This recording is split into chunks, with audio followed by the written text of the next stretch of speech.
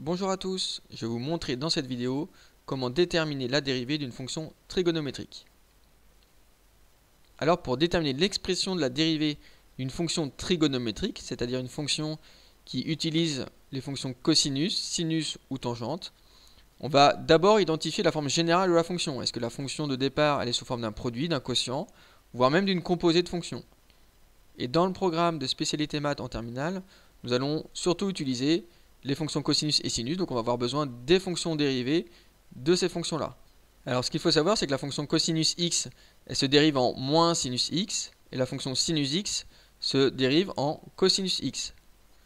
Pour s'en rappeler, il y a un petit moyen mnémotechnique, c'est d'utiliser par exemple le cercle trigonométrique, ou si on se rappelle, lorsque je place un point M sur mon cercle trigonométrique, c'est-à-dire le cercle de centre l'origine est de rayon 1, on va avoir l'abscisse de n'importe quel point sur le cercle qui va correspondre en fait au cosinus de la valeur associée à ce point là. Donc on aura cosinus sur l'axe ici horizontal et on aura sinus sur l'axe vertical, donc sur l'axe des ordonnées.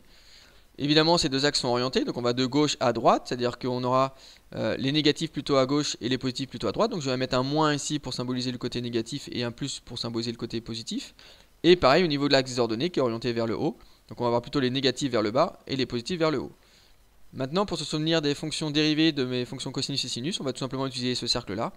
Si je vais dans le sens horaire, c'est-à-dire dans le sens des aiguilles d'une montre, je vais aller du plus cosinus. Le cosinus, il va se dériver en moins sinus. La dérivée de cosinus, c'est moins sinus. On voit bien que ça correspond à ma première ligne ici du tableau. Et si on va dans ce sens-là, en fait, ça va correspondre, c'est-à-dire que dans ce sens-là, on aura toujours la dérivée qui va apparaître. Donc, c'est-à-dire que la dérivée de moins sinus, c'est moins cosinus. Ce qui paraît plutôt logique, puisque sinus, la dérivée, ça donne cosinus. Donc sinus, ça donne cosinus, donc moins sinus, forcément, ça donne moins cosinus. Moins cosinus, la dérivée, ça donne plus sinus. Et sinus, ça donne cosinus. On voit bien que si on va dans le sens horaire, dans le sens des aiguilles d'une montre, on voit bien qu'on a la dérivée qui est inscrite à la suite. Et évidemment, sur le même principe, si je vais dans le sens anti-horaire, c'est-à-dire dans le sens ici de la flèche verte, le cosinus, une primitive du cosinus, ça va être sinus. Une primitive de sinus, ça va être moins cosinus, et ainsi de suite. On voit bien que si je vais dans le sens inverse, forcément, ça va me donner une primitive, puisque dans le sens de la flèche violette, ici, ça me donne la dérivée. Voilà un petit moyen mnémotechnique pour se souvenir des deux premières lignes. Les deux dernières sont un petit peu plus dures, puisqu'on n'a pas cosinus x, mais cosinus d'une expression utilisant des x. Ça peut être une fonction affine, une fonction du second degré, ou une fonction beaucoup plus compliquée. Si on a sinus u de x, on a aussi une formule. Alors en fait, pour s'en souvenir, on voit bien que le cosinus il va se transformer en moins sinus, c'est-à-dire que j'utilise ma première ligne, sauf que j'ai un u' qui se rajoute. C'est-à-dire la dérivée de ce que j'ai à l'intérieur de mon cosinus ou de mon sinus.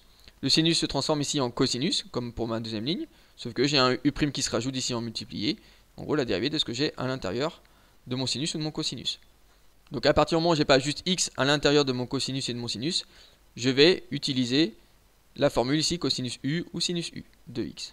Alors exemple, j'ai deux fonctions ici à dériver. On va essayer de déterminer l'expression de mes deux fonctions f et g. Donc en gros, on va essayer de déterminer f' et g'. Si je prends ma fonction f elle est définie sur R, comme la fonction g. Elle est définie par l'expression f de x égale moins 4 fois cosinus x. Donc moins 4 fois cosinus de x. En gros, le moins 4 ici il est multiplié, donc je vais le garder forcément. Et j'ai un cosinus ici, cosinus de x, qu'il va falloir que je dérive. Donc le moins 4, je le garde, c'est un nombre qui est multiplié ou divisé, donc là il est multiplié, donc je le garde. Et cosinus x, ça correspond à la première ligne de mon tableau, il va se transformer en moins sinus x. Donc ma dérivée, en gros, ça va me donner moins 4 fois moins sinus de x. Et moins par moins, ça fait plus, donc en fait, tout simplement, si je simplifie, ça me donne f' de x qui est égal à 4 fois sinus de x. C'est ma dérivée de ma fonction f.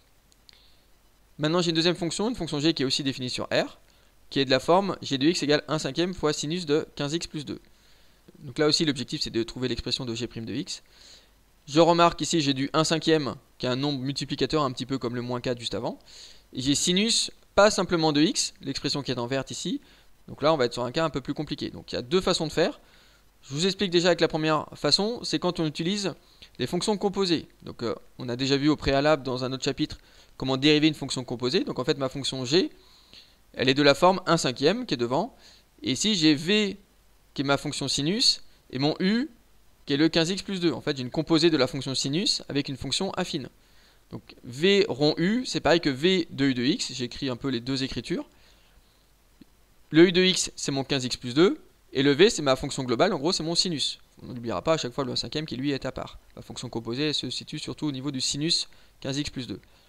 On se rappelle que la dérivée de v rond u, en fait, c'est v' rond u avec un u' qui se rajoute devant, donc u' fois v' de u, qu'on peut écrire de deux façons différentes, donc v' rond u ou v' de u. Et donc pour utiliser cette écriture-là, j'ai besoin du v', j'ai besoin du u que j'ai déjà, et j'ai besoin du u'. Donc si u de x est 15x plus 2, u' de x, ça va être tout simplement 15, que je vais pouvoir remplacer après ici. Et j'ai v de x qui est égal à sinus x, donc v' de x qui lui va être égal à cosinus x. C'est en gros ma deuxième ligne de mon tableau. Donc maintenant j'ai plus qu'à remplacer, donc g' de x ça va me donner 1/5, c'est un nombre qui est multiplié depuis le départ que j'ai gardé. Donc une constante multiplicative, je la garde quand je la dérive. U' de x c'est 15, donc je remplace u' de x par 15. Et v' de u de x, en gros j'écris la fonction v', donc cosinus x, sauf qu'ici c'est pas cosinus de x, c'est pas v' de x, c'est v' de u. Donc à la place ici de x, je vais mettre mon u de x. C'est la fonction cosinus x en remplaçant x par u de x, c'est-à-dire en remplaçant x par 15x plus 2. Donc ça me donne cosinus de 15x plus 2. Et donc j'ai plus qu'à simplifier un petit peu si je peux. 1/5 fois 15, ça fait 3. Donc ça me donne g' de x qui est égal à 3 cosinus 15x plus 2. Là j'ai utilisé la méthode peut-être la plus compliquée puisque j'utilise les fonctions composées. Si on simplifie un petit peu les choses et que j'utilise directement mon tableau, ça va être un peu plus simple. Alors je vais le faire ici. G de x est 1/5 fois sinus de 15x plus 2. Donc g' de x ça va être égal à 1/5 que je vais garder. Et je vais utiliser le fait que sinus 15x plus 2 c'est la forme sinus u de x. Donc sinus u de x, si je prends ma dernière ligne du tableau, c'est u' cosinus de u de x. Et donc j'obtiens directement ma formule ici. J'ai plus qu'à déterminer, donc le u de x c'est 15x plus 2. Et donc comme j'ai besoin de u', la dérivée de 15x plus 2 c'est 15. Donc u' de x il vaut 15. Et je remplace, ça me donne g' de x qui est égal à 1/5 fois u' qui vaut 15, donc fois 15, fois cosinus qui vient lui de la dérivée du sinus. Et u de x c'est 15x plus 2, donc je remplace par 15x plus 2. Et je simplifie aussi, ça me donne la même chose que tout à l'heure, donc ça donne 1/5 fois 15, c'est-à-dire 3. Donc g' de x est égal à 3 cosinus de 15x plus 2. J'espère que vous avez compris comment déterminer la dérivée d'une fonction trigonométrique. Merci de m'avoir écouté, à bientôt.